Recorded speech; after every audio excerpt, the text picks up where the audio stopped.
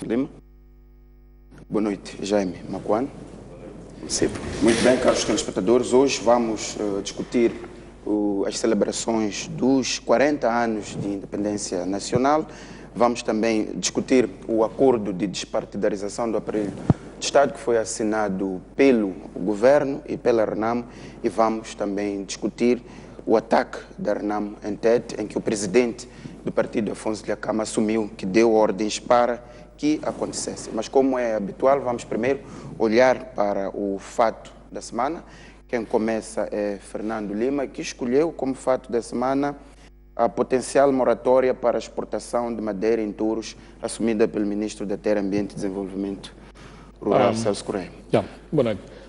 Eu acho muito importante aquilo que o Ministro Celso Correia disse no decorrer de uma reunião com o setor das madeiras, nomeadamente a possibilidade de se estabelecer uma moratória na exportação de madeira em touros. Portanto, não há uma decisão, mas há pelo menos um ensaio no sentido de se testarem as águas para se ver da possibilidade. Claro que os lobbies das madeiras são muito poderosos, a começar no Partido Frelimo, passando pelos generais na reserva, por lobbies externos, nomeadamente o lobby chinês. Eu desejo muita sorte e muita coragem ao novo Ministro da Terra. Também há um lobby que também não deixa de ser poderoso, que é o lobby dos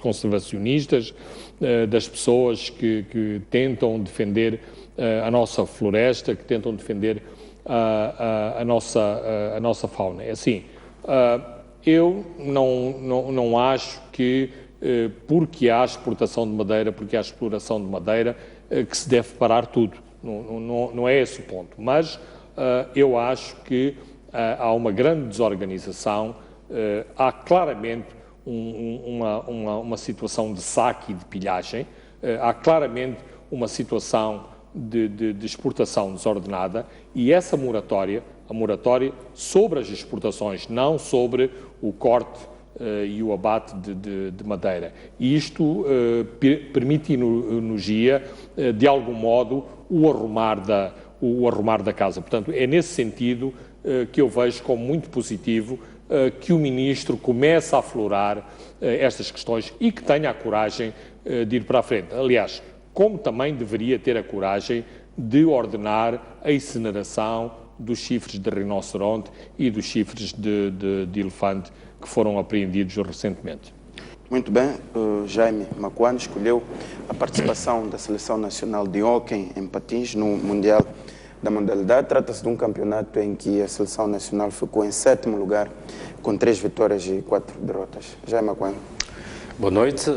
Eu escolhi este fato porque eu penso que esta é uma das poucas seleções, pelo menos de desportos coletivos, que nos últimos 40 anos tem conseguido de forma constante colocar Moçambique no atlas deste esporte, ou seja, tem sido eficaz, pelo menos nestes últimos anos, em manter Moçambique no grupo A.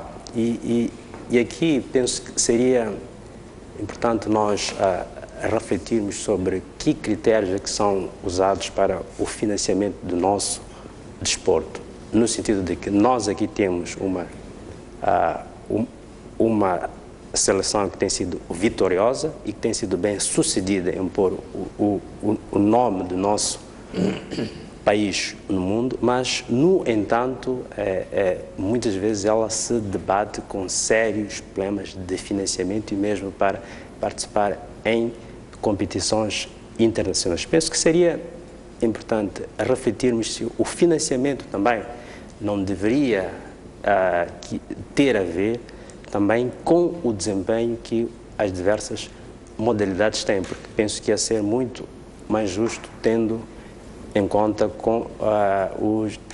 aliás, os resultados que cada equipa alcança. E penso que esta equipa, apesar de ter estado em 7º lugar, é uma equipa que sempre nos honra, porque pelo menos mantém a nossa seleção na elite mundial do hóquei em patins. Então, queria aqui dar os meus parabéns à equipa e também apelar para que houvesse muito mais apoio para que ela tenha a chance de ir ao topo, porque creio que ela tem potencial para isso. Muito bem, vamos olhar para os temas em cima da mesa. Como disse no princípio, hoje vamos discutir, vamos olhar para as incidências das celebrações do Dia da Independência, portanto, no dia 25 de junho. Vamos olhar para o acordo, a declaração de princípio da despartidarização do aparelho de Estado e também o fato do líder da RENAM ter assumido em sua fala que mandou realizar um ataque na província de Tete. Fernando Lima, vamos começar mesmo pelo dia anterior à data da independência, portanto, dia 24, em que houve uma cerimônia de galardoação. O ponto forte é que Feliciano Gundani e Marcelino dos Santos são declarados heróis nacionais no primeiro evento do género dirigido por Filipe Nyusi como Presidente da República. Qual é a sua opinião sobre a galardoação no seu todo, mas em particular a estas duas figuras da história de Moçambique? Bem, eu penso que são duas figuras incontornáveis. Nem todas as pessoas conhecem o percurso de Feliciano Gundani. Aliás, começamos a perceber o seu percurso como um dos homens da primeira linha, como um fundador da Frelimo, como uma pessoa que, não obstante em muitos momentos ter estado na penumbra, mas foi uma pessoa que sempre esteve na primeira linha nos grandes momentos. Então, é importante esta homenagem. É importante esta homenagem também a estes dois homens, porque, de algum modo, e num passado recente, nós temos a tendência, como existe essa tendência em outros países, de só declararmos heróis pessoas que já morreram. Ora, é importante que tenhamos esta coragem de olharmos olhos nos olhos e dizer: estes são os nossos heróis, revemo-nos nestas pessoas, e também é importante o reconhecimento destas pessoas, sentirem o reconhecimento, os seus familiares, os seus amigos, os seus cúmplices de percurso e de combate. Dito isto, eu acho que, não obstante esta comissão dos galardões, e acho que é importante as medalhas e o distribuir galardões, porque é um reconhecimento que o país faz às pessoas que se notabilizam. Há um esforço claro de começar a chegar a algumas franjas, de se chegar, digamos, a alguns setores, sempre dentro da Frelimo, claro, mas de algum modo com algum sentido crítico. Aquilo que eu gostava que acontecesse é que estes galardões e as pessoas que estabelecem os galardões, que fazem as propostas, tivessem um bocadinho mais de coragem. E soubessem reconhecer na área das artes, da ciência, da academia, em todas as áreas do nosso país, pessoas que não têm que necessariamente ter o cartão de membro do Partido Frelimo ou de serem simpatizantes da Frelimo. Não é isso que faz das pessoas heróis, mas num cômodo geral eu acho muito importante o estabelecimento das medalhas, dos galardões e das distinções que devem ser periódicas e sistemáticas. Muito bem. Jaime, qual é a sua opinião, Lima, a trazer a ideia de uma espécie de partidarização das galardoações? E gostaria também que comentasse em parte o discurso que o Presidente da República fez em relação a estas homenagens, que o objetivo principal é reconhecer estas personalidades e influenciar as atuais e as futuras gerações. Bom, eu penso que os prémios, no geral, as condecorações, que é uma forma, de certa forma, de premiação, são justas. Eu não estou a ver nenhuma das pessoas que foram condecoradas que não merecesse esta honraria. E, claro, algumas pessoas, sem dúvida, quer dizer, creio que todas elas de fato e de certa forma, e nas suas áreas, ou em parte da sua vida, ou menos no objeto daquilo que fez com que elas merecessem esta honra, de fato constituem exemplo. E penso que neste sentido, de fato, é bom que nós possamos ter essa ideia de que as pessoas podem ser reconhecidas ainda em vida, como aliás bem disse o Lima. Agora, de fato, o que a condecoração mostra é que temos, por um lado, a condecoração de figuras políticas, sem dúvida, e é justamente no campo político onde existe uma maior seletividade, ou seja, a ideia de que aqueles que se destacam politicamente até agora têm que estar ligados à Frelimo. E penso que este é um ponto que nós precisamos, de certa forma, problematizar. A construção deste país e a ideia de inclusão não pode ser vista apenas neste sentido, seja econômico, seja de acesso a cargos, mas também tem que ser vista sob o ponto de vista da construção daquilo que nós chamamos moçambicanidade. E esta questão não se restringe apenas ao âmbito político.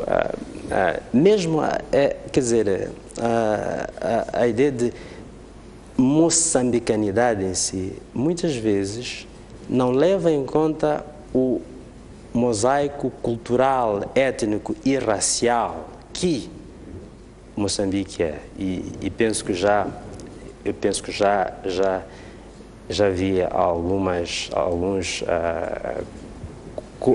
comentários, creio que foi do José Craveirinha em relação a isso, que, bom, de certa forma havia uma certa tristeza, né, porque por não se olhar para além do lado africano. Ou seja, e acho que nós, neste momento da nossa vida em que nós estamos a refletir sobre o que é que deve ser o nosso país em várias áreas, seria também importante começarmos a discutir de forma mais aberta o que é esta moçambicanidade. O Jaime não acha que esse esforço, tendo em conta alguns nomes, sobretudo as novas galardoações, são, por exemplo, mérito acadêmico, que é a Maria Inês Leza de Almeida, José Rodrigues Teles, pessoas que não têm uma vida pública assim conhecida, Olinda Cipriano Andaque Fundo, Maria de Lourdes Mutola, Miacoto, não sente que, olhando para trás, esta lista atual tem algum esforço no sentido de buscar outras? Sim, ela tem.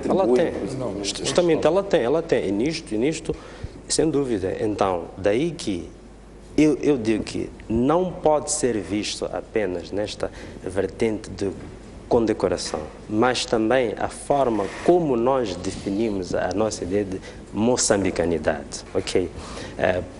Por exemplo, quando se diz moçambicano da gema, o que é? Moçambicano da gema, o que é?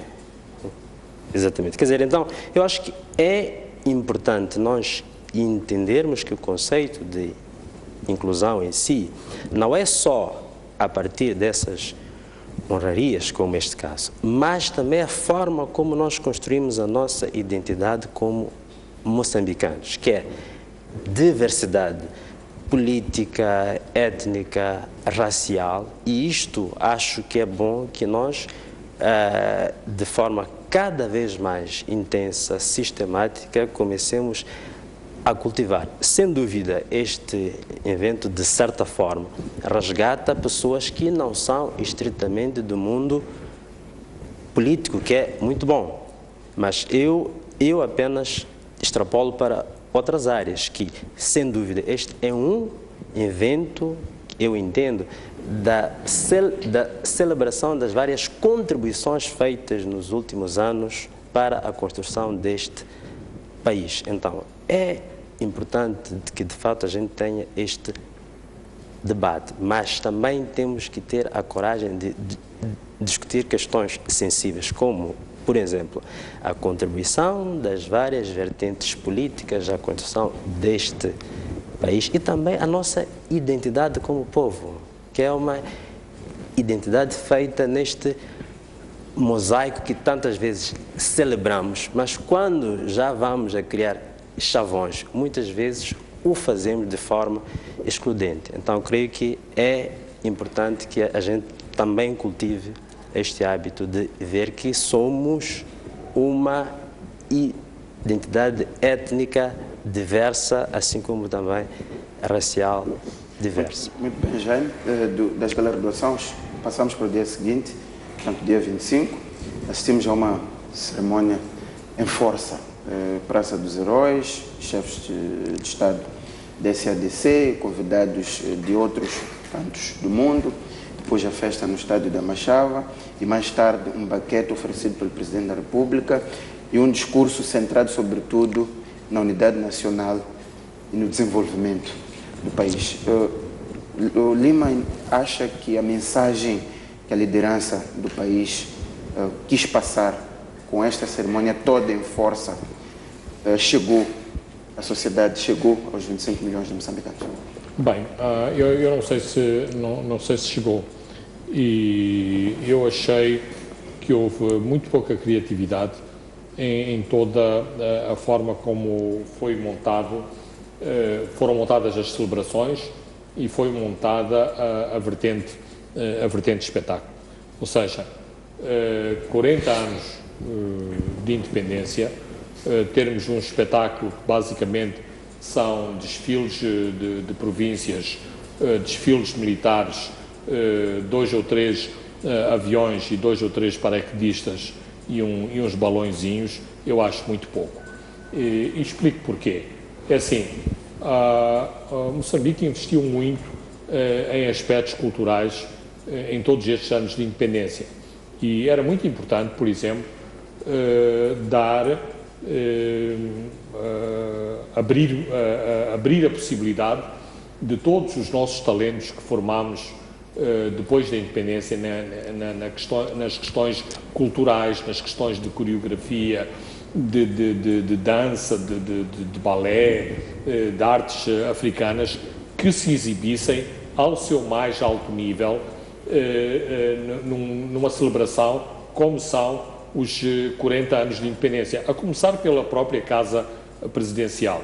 O Casimiro Nyusi não é propriamente um desconhecido, era uma das pessoas, uma das figuras de topo da Companhia Nacional de Canto e Dança. A Helena Pinto, a Elisângela, todas as coreógrafas que têm saído da Companhia Nacional de Canto e Dança.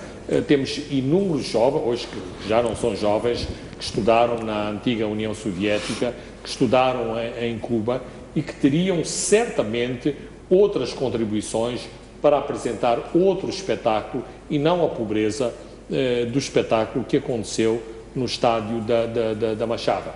Se o objetivo, e não me parece que esse era o objetivo, se o objetivo era fazer uma festa modesta, não se gastar muito dinheiro, tudo bem, mas não me parece que esse era o objetivo, a partir do momento em que, por exemplo, o orçamento para a reabilitação do estádio são 30 milhões de meticais, ou seja, $1 milhão de dólares. Então, é preciso exigir um pouco mais das nossas autoridades, de pensar estes atos. Porquê que as coisas têm que ser sempre com as coroas de flores e com esse tipo de homenagens meio fúnebres? Nós podemos fazer outras coisas muito diferentes, fazermos essas, sim, mas muitas outras. E eu achei muito pobre estas celebrações, e nós temos capacidade nacional de fazer muito mais e muito melhor. Por exemplo, e ainda outros aspectos desta parte da pompa e inclusivamente da solidariedade. Por exemplo, a delegação sul-africana, eu nem sei chefiou a delegação sul-africana, mas este é o nosso principal parceiro. Esteve ausente dos 40 anos da independência. Então, eu achei muito pouco em termos de... claro que a solidariedade da região é importante e figuras importantes da região estiveram aqui. Acho muito importante pessoas como Kenneth Kaunda terem vindo a Moçambique, Benjamin Mkapa ter vindo a Moçambique.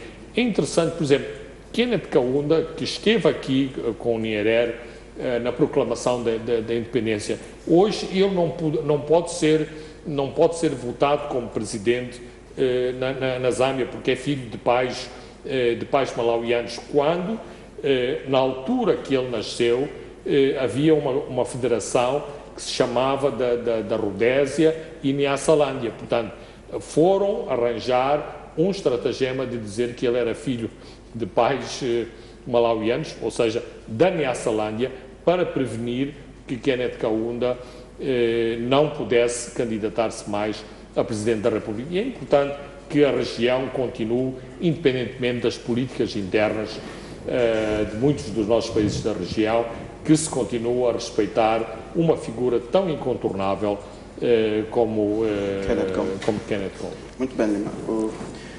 Jaime, qual é a sua opinião? Sobretudo em relação, antes de entrarmos no discurso do Presidente, ao alinhamento do evento, em que o Lima tem a ideia de que foi um espetáculo pobre, digamos assim. Qual é a sua opinião? Olha, eu já discordo em relação a isso e tomo como a referência aquilo que tem sido os últimos eventos vamos dizer, talvez das 3 últimas décadas. Acho que o último evento em que eu, de fato, participei foi nos 10 anos, ainda no tempo de Samora, e lembro que aquele tipo de festas há muito tempo que não tinha, e em parte vi. Eu acho que a forma como este evento desta vez foi organizado, em parte vi um pouco disso. Bom, claro, quer dizer, sempre as coisas podem ser feitas melhor, mas olhando para aquilo que foi a prática, e inclusive um evento mais recente, que foram os 40 anos das Forças Armadas, foram os 50 anos. 25 de setembro. Os 50 anos, creio, portanto, 64, sim, portanto, 50 anos. Creio que este evento esteve muito melhor organizado e, sobretudo, algo que falta já há muito tempo, houve muita mobilização que funcionou, enquanto que das outras vezes mas ela não funciona, mas pelo menos desta vez houve uma grande mobilização e que ela de fato funcionou. Então, creio que, sob o ponto de vista de organização, esteve, sem dúvida, melhor que muitos eventos dos últimos anos, e o mais importante é que as pessoas aderiram, e acho que isso já, por si, vale muito. Eu volto a fazer a pergunta inicial. O Presidente da República, Filipe Nyusi, decidiu celebrar estes 40 anos no estádio da Machado. Isto é uma mensagem política que quis transmitir. Fez circular a tocha olímpica. O estádio esteve cheio e fez um discurso em que recuou para trás, o discurso mesmo com números, e olhou para frente. A minha questão é se esta mensagem que o Presidente, na sua primeira comemoração dos 40 anos de independência, passou. Eu acho que sim. Claro que o discurso de Nyusi não teve o brilhantismo do seu discurso de investidura. São dois momentos completamente diferentes, mas eu gostei da sua intervenção, gostei dos dados estatísticos. Claro que o nosso governo adora as escolas, os hospitais, os quilómetros de estrada. O desenvolvimento não são só estradas, hospitais e escolas.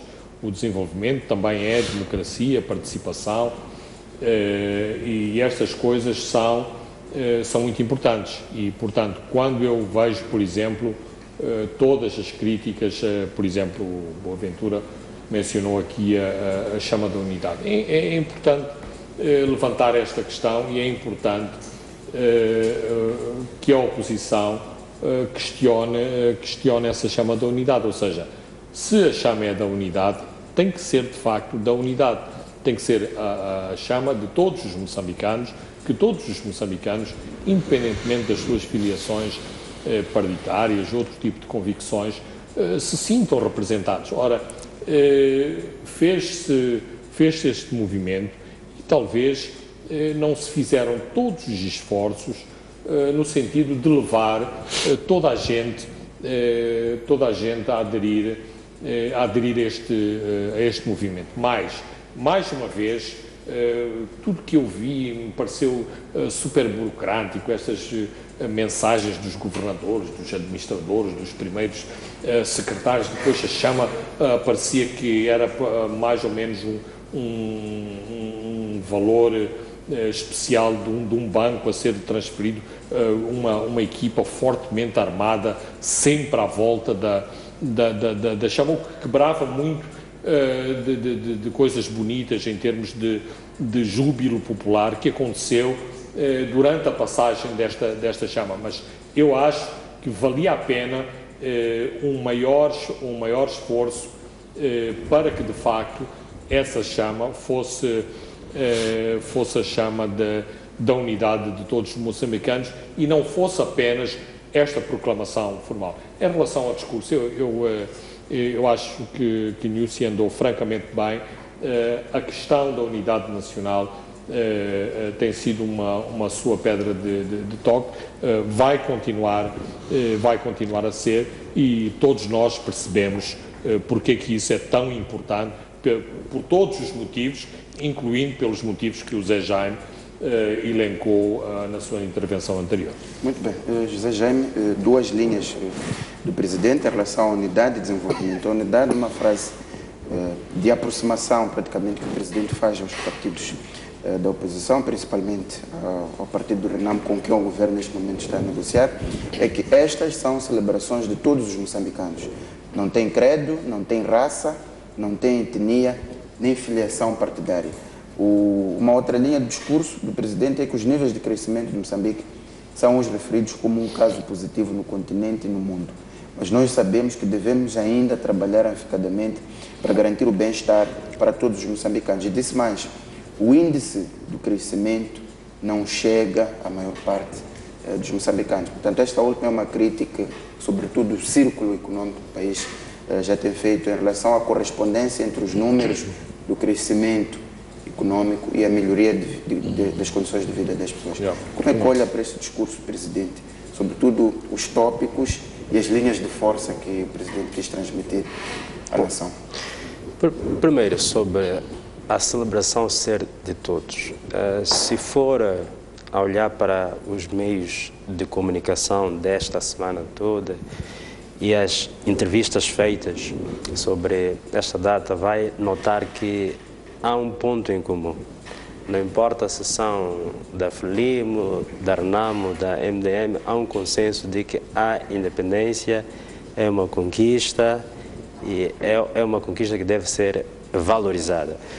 Portanto, de certa forma, ou cada qual à sua forma, todos celebraram os 40 anos da independência. Então, o ponto aqui não é, não há discordância sobre a importância deste feito do povo moçambicano. Agora, a discordância está, portanto, na forma como esta independência consolida-se, ela se materializa nas ideias de força que fizeram com que o país achasse que deve ser independente. Então, aí é claro que cada qual tem a sua ideia em relação àquilo que foi bem ou que foi mal. Agora, está aqui, claro que nós temos alguns desafios e penso que o primeiro é este que o chefe de Estado aponta quando diz que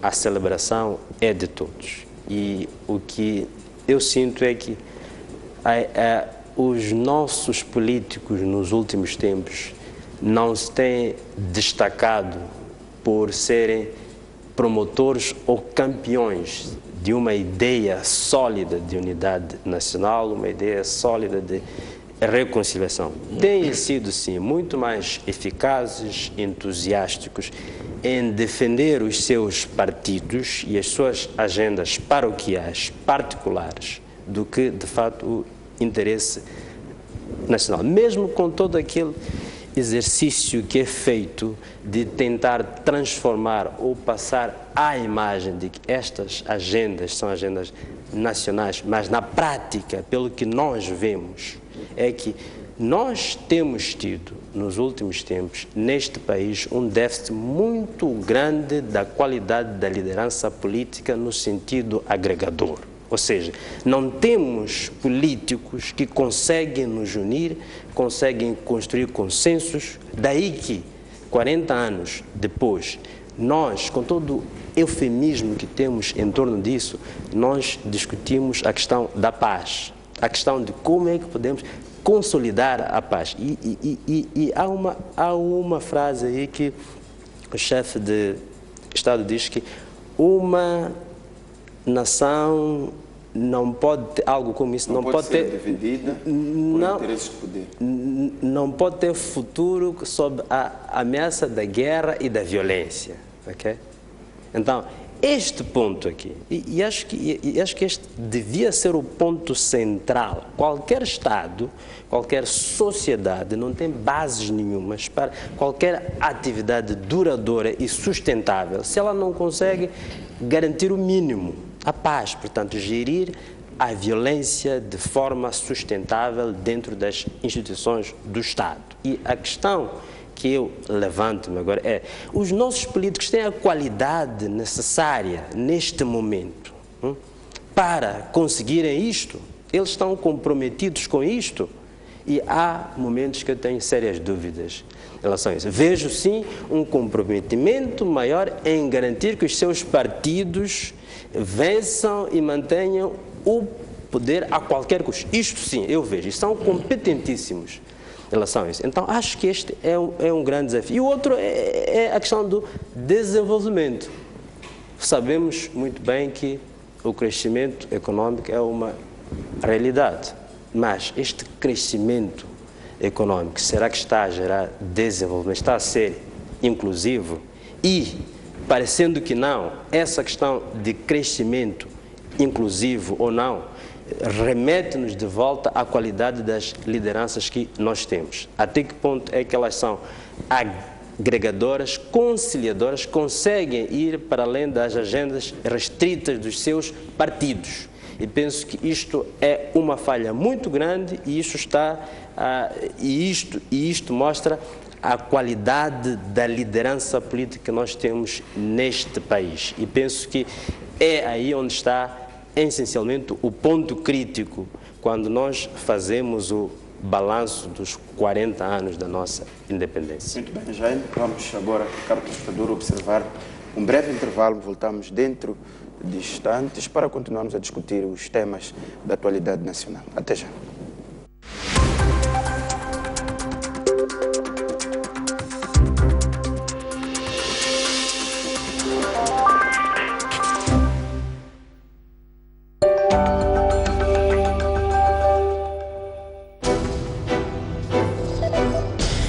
Vamos olhar para o estado da nossa justiça. Em 40 anos, só formamos 650 magistrados. Os anos se passaram e ficamos frustrados. Estamos a largar. Este ano vamos construir, portanto, 2 palácios. Um palácio custa muito dinheiro. Mas o Estado, atualmente, tem capacidade, ou devia ter capacidade suficiente para garantir maior seus magistrados. O setor da justiça não é credível. O próprio Ministério Público teme a polícia, teme enfrentar a polícia.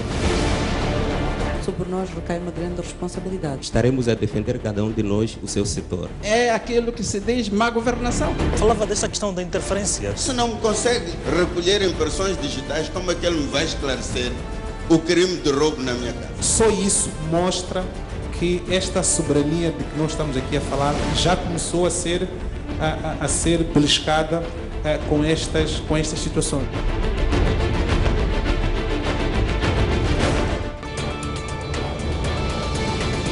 Porque o que você pensa conta. Reservamos um espaço de opinião em dose dupla. Conto consigo das 11h30 às 12h30. Eu, das 18 às 19h30.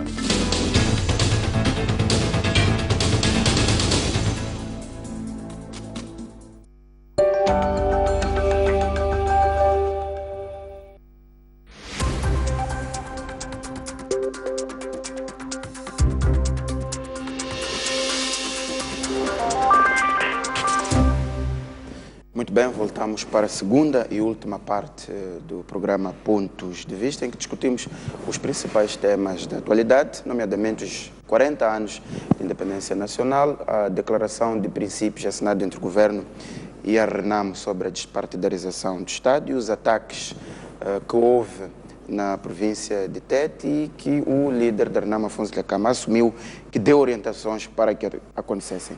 Lima, muito brevemente, nestas cerimônias de 25 de junho, vimos em peso e muito bem destacados os antigos presidentes da República de Moçambique, nomeadamente João Guichissano e Armando Guebuza, foram entrevistados pela imprensa e destacaram os seguintes desafios. O presidente Guebuza defendeu que a manutenção da paz é o maior desafio do momento e que o maior inimigo do país é a fome, é a pobreza. Aliás, essa foi a sua linha de governação, e o também antigo presidente da República, João Guichissano, defendeu o diálogo como a chave e a necessidade que existe de deixar o legado destes veteranos de luta de libertação nacional, destes que foram os mentores da libertação, deixar esse legado para as novas gerações.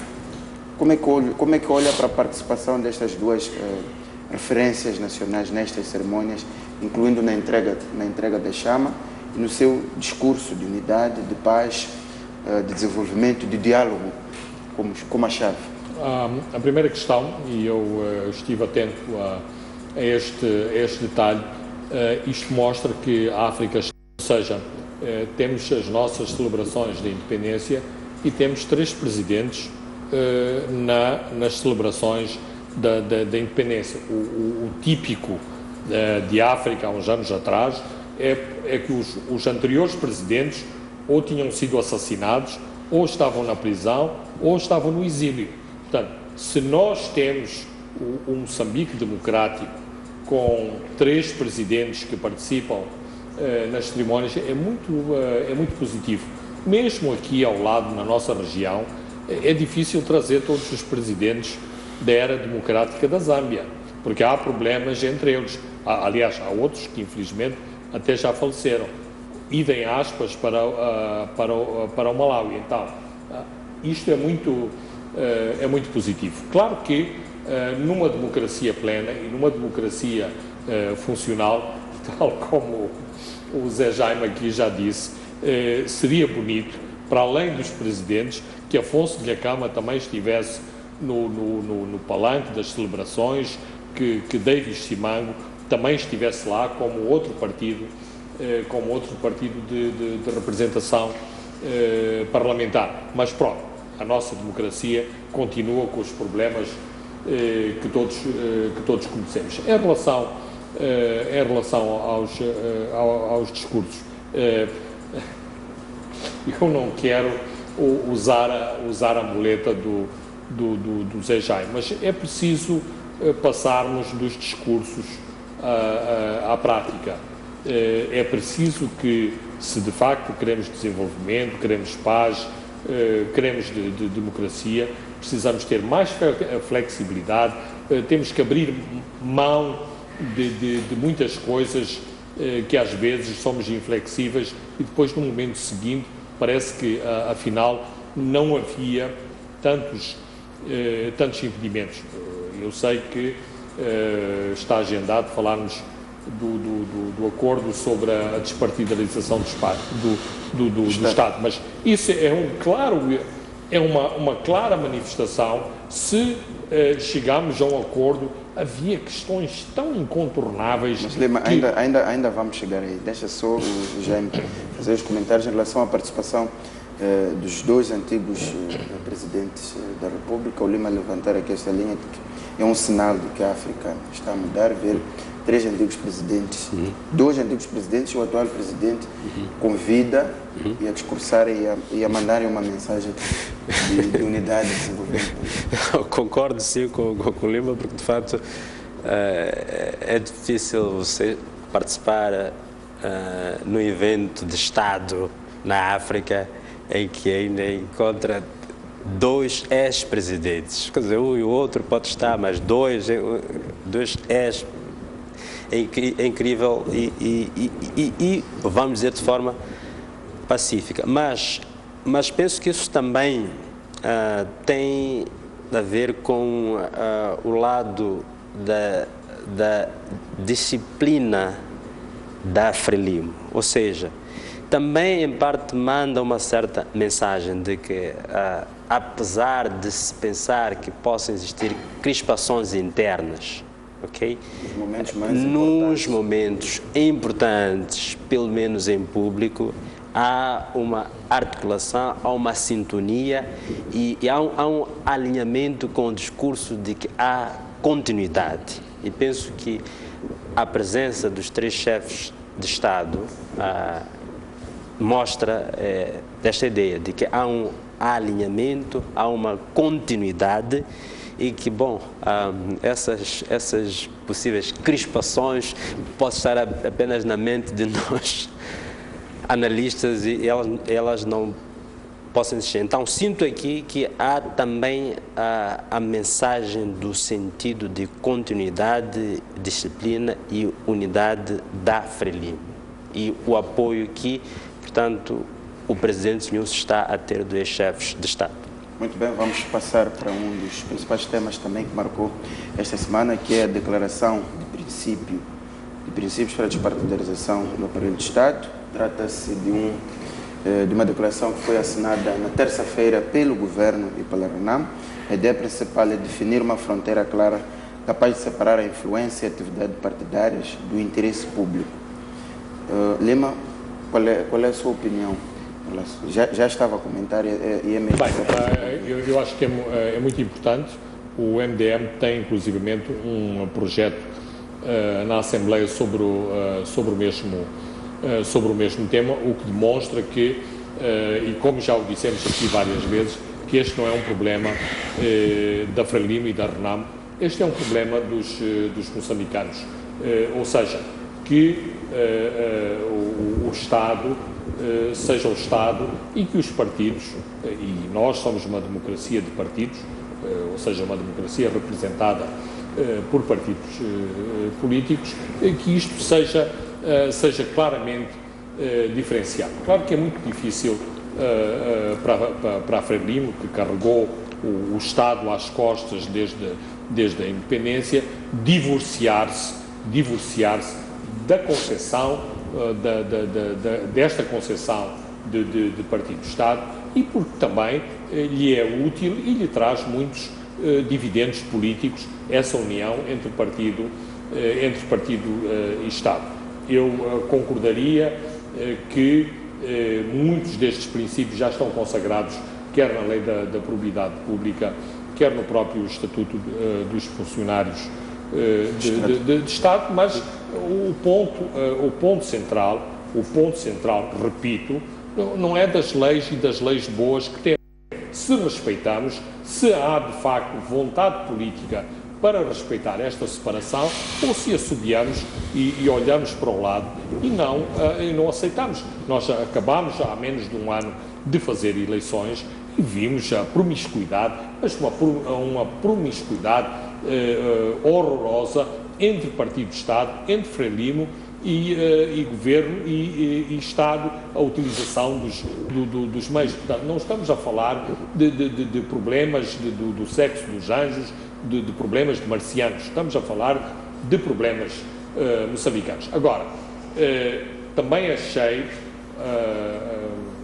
de algum modo, foi com alguma perplexidade, que vi um discurso fora de tom do Ministro da Agricultura, a dizer que isto era um acordo redundante, sugerindo que tinha que engolir uns sapos em nome em nome da paz. Eu não sei qual é a agenda do Ministro da Agricultura, se é a agenda do Partido Frelimo, se é a sua agenda pessoal, se há uma agenda da Comissão Política que é preciso fazer este ar de Durão, porque se assinou um acordo com a RENAM, e um acordo sensível em relação à despartidarização do Estado, mas acho que não era necessário este discurso, acho que ficou muito mal na fotografia este discurso. Para além disso, também acho importante que o comunicado contemple os pontos, quer do Conselho Superior da Comunicação Social,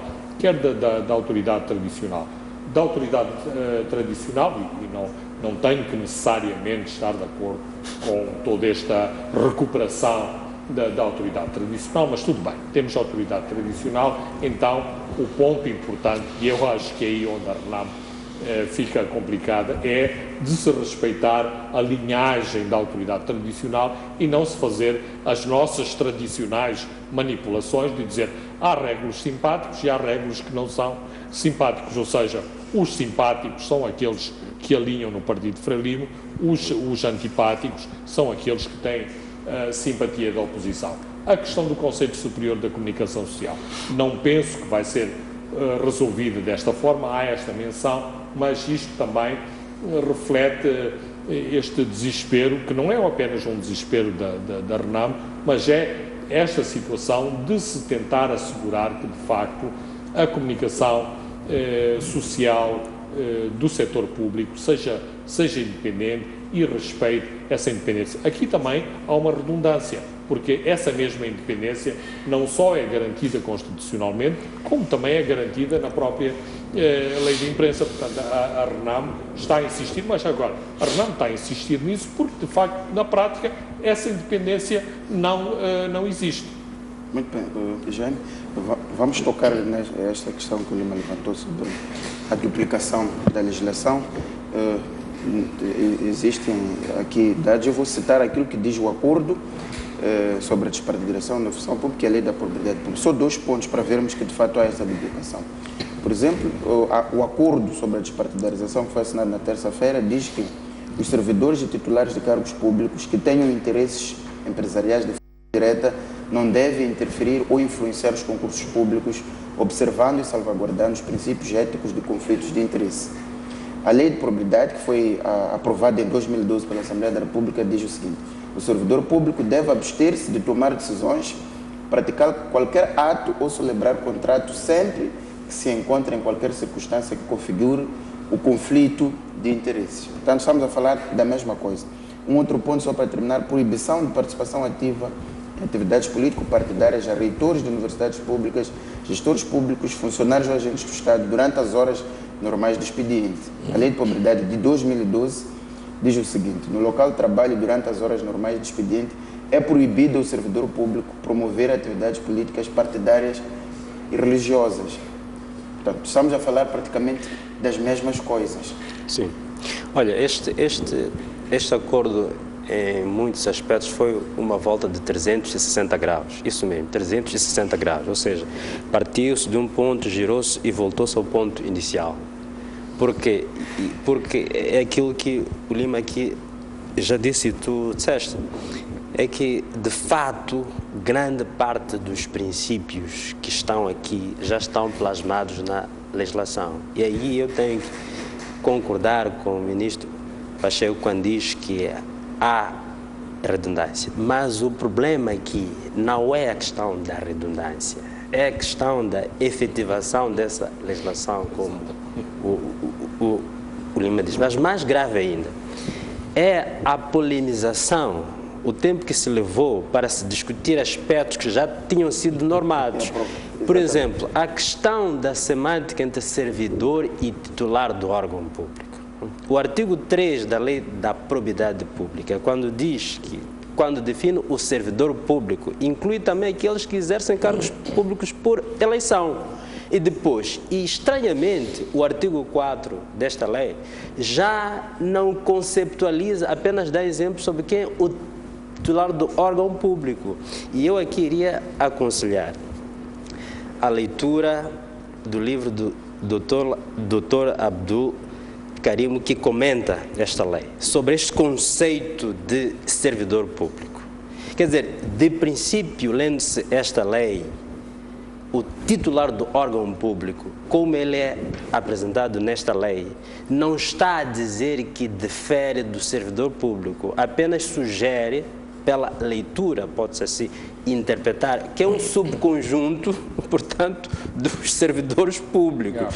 Portanto, estaria ele sujeito a essas restrições de exercício de atividades políticas durante as horas normais de expediente. E mais ainda, o artigo 32, sobre a questão de contratação pela administração pública ou empresas participadas pelo Estado, de princípio veda a ele e aos seus potenciais representantes, incluindo-se cônjuges, filhos, irmãos, ascendentes e descendentes. Eu penso que aí há um problema que decorre daquilo que vem consignado tradicionalmente no direito administrativo, de se fazer a diferença entre agente do Estado e titular, ou seja, o funcionário e o ministro. E aí o centro de conferências esteve muito nessa esfera, porque a Renamo queria claramente que os ministros estivessem lá e que o próprio Presidente da República estivesse lá, coisa que não a conseguiu. Agora, de facto, a Lei da Propriedade Pública e o livro do Dr. Abdul Karim exatamente tem uma interpretação muito mais moderna e muito mais abrangente do servidor e que ultrapassa esta situação, mas acho que o centro de conferências ficou ainda no direito administrativo, na diferença entre o agente e o titular, e não ultrapassaram esta situação. Quer dizer, então isto leva-nos ao problema fundamental que vai existir em relação a este acordo, que são os mecanismos da sua implementação. E o acordo prevê que se vai criar uma comissão para este efeito. E penso que deveria ser um elemento de foco dessa agenda, que justamente se prestasse particular atenção aos mecanismos de implementação desta lei. Porque o quadro legal existe. Talvez seja necessário regulamentar alguns pontos que não estão claros aqui, mas em termos de quadro legal existe. Já está aqui. Agora, vamos mais uma vez ter o desafio crônico da implementação das leis. Então, a Assembleia, o que deve fazer neste momento, tanto sob o ponto de vista legislativo, assim como sob o ponto de vista de mecanismo de fiscalização, é ver que passo adiante que ela vai dar para que, de fato, estes princípios possam ser materializados. Porque, em rigor, o que está a ser feito, se isto constitui problemas da nossa governação, é a violação da lei, portanto, é o atentado ao Estado de Direito Democrático, porque são leis aprovadas que não se cumprem. Não é porque as leis não existem. Então, se o problema é o cumprimento das leis, o grande desafio que as partes que fizeram este acordo têm, tanto como partidos, assim como partidos parlamentares, é encontrar formas efetivas de fazer com que esta lei seja de fato aplicada. Muito bem, Lima. Esta questão levanta muitas outras, como, por exemplo, a qualidade do debate no centro de conferências aqui está. Tantas sessões para se aprovar, no fundo, um documento que já existe. Primeiro, mas a Boaventura foi aprovado porque Afonso de Lhakama disse aprovem lá e ultrapassem lá essas vírgulas dos ministros e do Presidente e das horas de serviço. Não, até agora ainda se estavam a discutir as tais de vírgulas e ponto e vírgulas. Portanto, como nós dissemos aqui anteriormente, às vezes é preciso que um bocadinho mais acima as pessoas digam vamos avançar e terem a tal de clarividência e a tal de flexibilidade e o tal pressuposto que o mais importante é aquilo que são as aspirações populares e não o meu ego, as minhas posições inflexíveis do meu partido, de onde eu venho, de onde é que eu vou, que não posso abrir mão, porque senão a Renamo vai fazer disto o seu cavalo de batalha. E isto que se passou esta semana mostra exatamente isso, como nos acordos anteriores também mostra exatamente o mesmo tipo de cenário. Muito bem.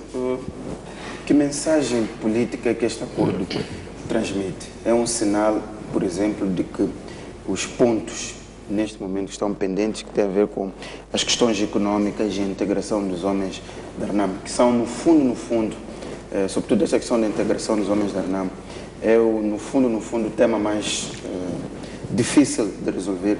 Este sinal que se deu na terça-feira é indicativo, até porque este acordo de terça-feira foi a declaração de princípios. O acordo propriamente dito será assinado pela liderança do país, portanto pelo Presidente da República e pelo Presidente da Renamo. Isto é um indicativo de que há uma luz verde para os pontos pendentes, nomeadamente as questões económicas e a integração dos homens armados da Renamo nas Forças de Defesa e Segurança. Eu acho que este acordo teve a particularidade de ter temas que eram discutidos mais ou menos de forma autónoma. Ou seja, o fechar um dossiê apenas criava tempo para que se discutisse outros dossiês. Não quer dizer que estejam necessariamente entrelaçados, embora sejam. Ou seja, o condicionalismo que este acordo traz, pode ser que haja algo mais, mas não é tanto assim ao ponto de nós acharmos que agora criou-se as bases para que se possa chegar a acordos a outros temas. O que pode haver, sim, é haver mais tempo, é claro, para que se olhe para outros temas, porque ao menos esse tema já foi resolvido. Porque esses outros temas certamente são extremamente complexos e não creio que vão sempre remeter ao fato de se ter feito este acordo para que se chegue a um acordo em relação a outros. Eu acho que ainda são assuntos muito complexos e pela sua complexidade, embora façam parte do mesmo pacote, não implica que condicionam-se de forma linearmente em termos da possibilidade de que se chegue a acordo em relação a esses outros dois pontos que ainda faltam. Lima, mais de 100 sessões para aprovar este acordo e outros, como também foi o caso do pacote eleitoral? Em relação ao ponto das questões económicas, não penso que vai haver grandes problemas. Inclusive, os mediadores podem pôr em cima da mesa uma proposta e não penso que vai haver grandes problemas.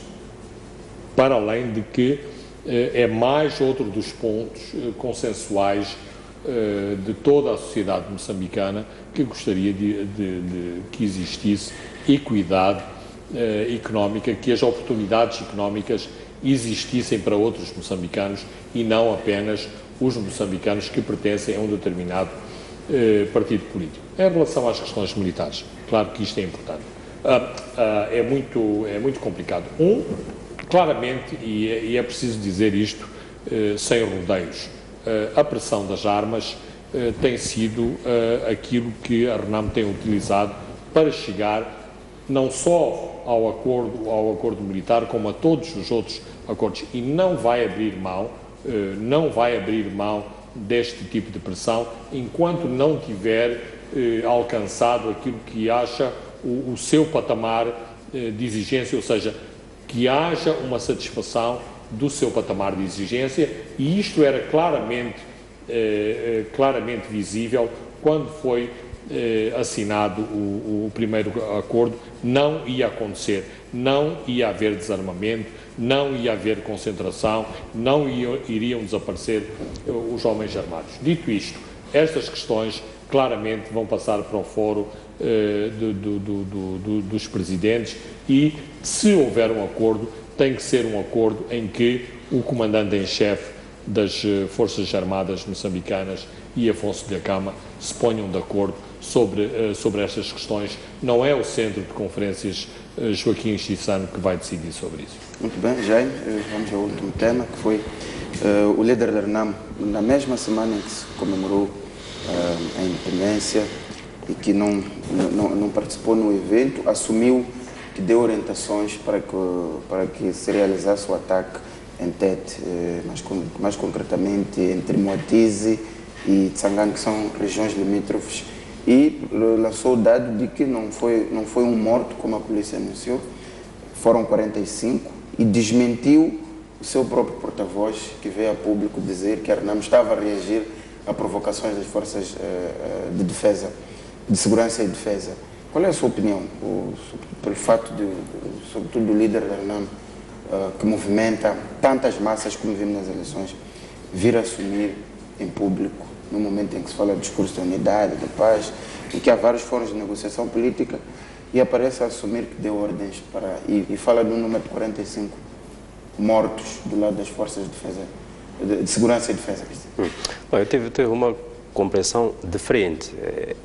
É de que deu ordens de ataque para uma força que estava estacionada ou prestes para atacar uma base da Renamo. Quer dizer, então, é sempre aquele discurso reativo, né, de que portanto, está a reagir a um ataque que manifesta um ataque potencial. Então, foi assim que eu, ao menos, li e entendi. Bom, o que há de se dizer em relação a isto? É que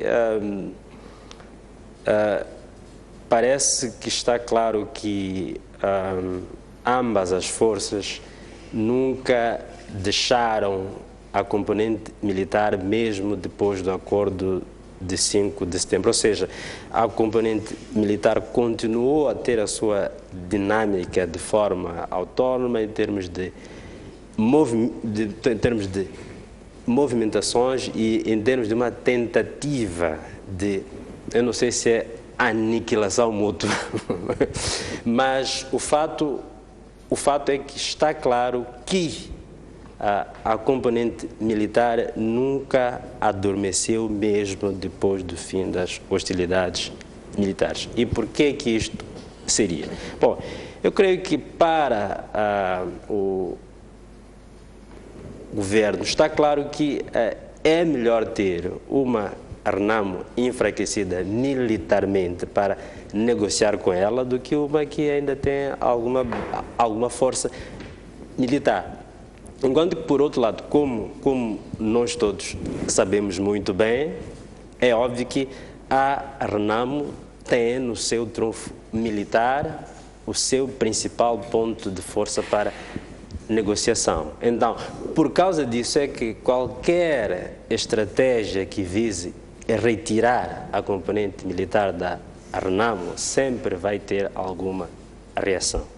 Também, qualquer situação que coloque a Renamo negociando ainda com a força militar sempre vai ser um elemento de impasse se o acordo que o governo quiser alcançar estiver nos atuais termos que a Renamo diz que não são aceitáveis. Então, creio que estamos mais uma vez diante de uma situação de impasse ditada pela forma como a componente militar está a ser gerida. Em síntese, creio que parece que não se evoluiu substancialmente desde 5 de setembro em relação à componente militar. E acho que este é o grande elemento de impasse em relação a esta crise. Como gerir a componente militar? Muito bem, Lima. Qual é a sua opinião em relação a estas afirmações de Afonso Lima? Bem, em primeiro lugar, em relação aos factos, claro que há a escassez de elementos que nos permitam fazer uma análise mais independente àquilo que de facto aconteceu. Agora, do ponto de vista político, quero parecer que são este tipo de incidentes que são importantes para se fazer avançar as conversações para um lado ou para o outro. E eu lembro-me, e chamo aqui à colação, aquilo que aconteceu muitas vezes antes do 5 de setembro, e inclusivamente citando as próprias palavras de Afonso Dhlakama, que era preciso sempre uns tiros para que o presidente Guebuza se decidisse avançar nas conversações. Portanto, era por demais óbvio que este tipo de incidentes são conducentes a determinados desbloqueamentos. Isto por um lado. Por outro lado, e estando perante uma situação em que há pressão dos dois lados, em que uma parte tenta testar a outra parte, e nós vimos, em termos práticos, os incidentes da vila de Manica, os incidentes da cidade de Chimoio, portanto, para ver até que ponto a outra parte deixa passar, não reage ou começa aos tiros. E, portanto, a minha interpretação é nesses dois sentidos. Por um lado, propiciar que se avance e dizer mais uma vez, lembrar que são os tiros que fazem avançar a parte política. Por outro lado, testar ambos os lados da sua disciplina, da sua capacidade de contenção e de não reagir a este tipo de situações, porque aconteceu em TED, mas poderia ter acontecido anteriormente em Gaza, e houve todos os elementos para que houvesse uma confrontação sangrenta em Gaza. Muito bem.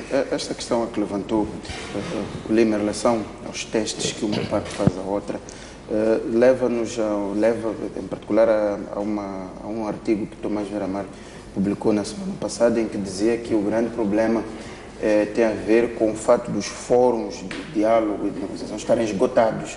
O modelo de negociação de Roma está esgotado, o modelo de negociação do Centro de Conferências Joaquim Chissano está esgotado.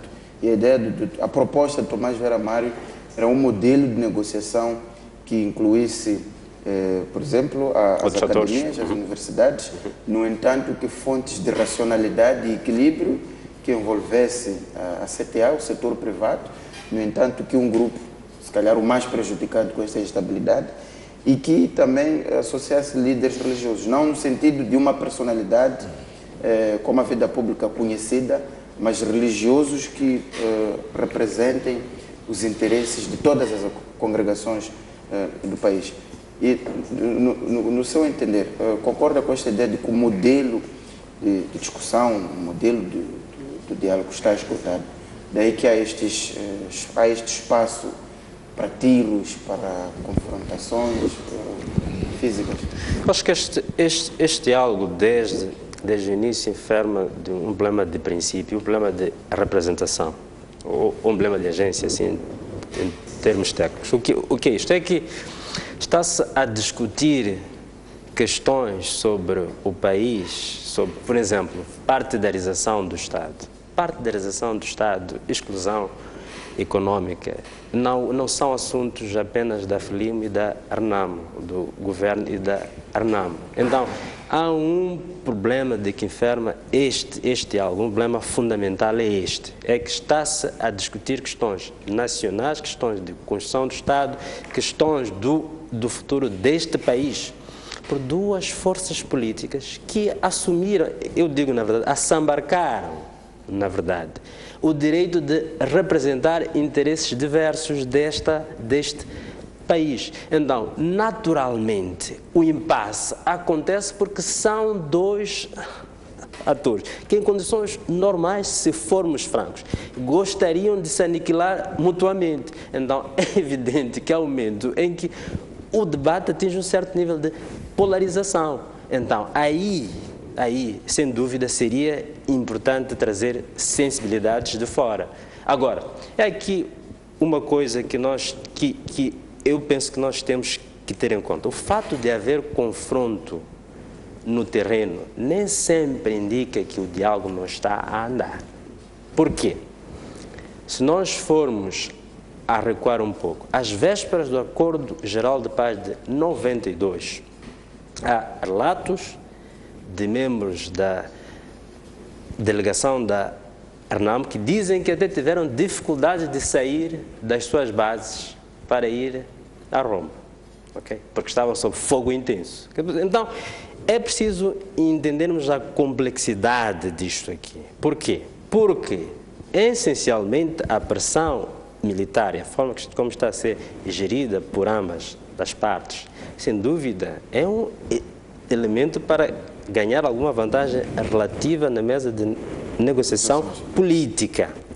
Ok? Então, em parte, agora, o ponto é que esta forma de dialogar recorrendo à pressão militar como mecanismo de pressão, supostamente em representação dos interesses do povo. O povo esse que está a sofrer. Leva-nos de volta a este ponto que o Dr. Tomás Vieira Mário diz. Além do problema de representação que aqui indiquei, é evidente que estes atores, a forma como eles negociam, é uma forma disfuncional sob o ponto de vista do Estado e também sob o ponto de vista da paz. Então, daí que concordo, sim, seria importante trazer novos atores para este diálogo.